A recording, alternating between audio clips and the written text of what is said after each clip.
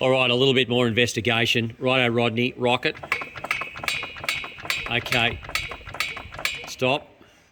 Now I'll remove this spark plug. Go for it. Harder, faster. Good, stop. Good man, good man. 1 second, I'll get this plug back in.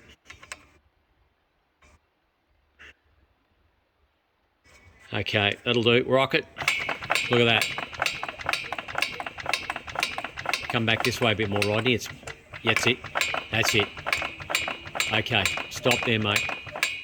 Actually, keep going while I'm taking the plug out. There you go. Look at that. Righto, stop. Okay, so what we have there is the compressive forces and the combustion forces on that piston are causing the piston to rock on the rocker pin, and the rocker pin offset on these pistons is significant, and so there's going to be pressure. Plus there's also, because of the short conrod distance, the short centre distances between these Jabiru conrods is causing that piston to slap. Now, I've heard these ticking noises from Jabirus in the past, and it's always bothered me, and now I'm absolutely certain it's piston slap. And these pistons I know are good, these bores are good, so this is pissing me off. But yeah, I'm frankly, I'm not sure what we're supposed to do about this, you know. Put another piston in a slightly smaller bore, it's odd.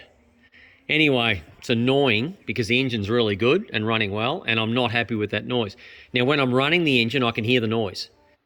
It's not as prominent when it's running hard because obviously at RPM it probably doesn't get a chance to rock as easily because things are happening too quickly for it to do so. But when it's at idle, you can definitely hear a knock.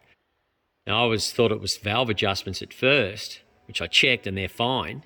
I did identify it was coming from that cylinder, didn't I, Rodney? I did the valve adjustments on the number one cylinder first. I knew that the noise was coming from the number one cylinder.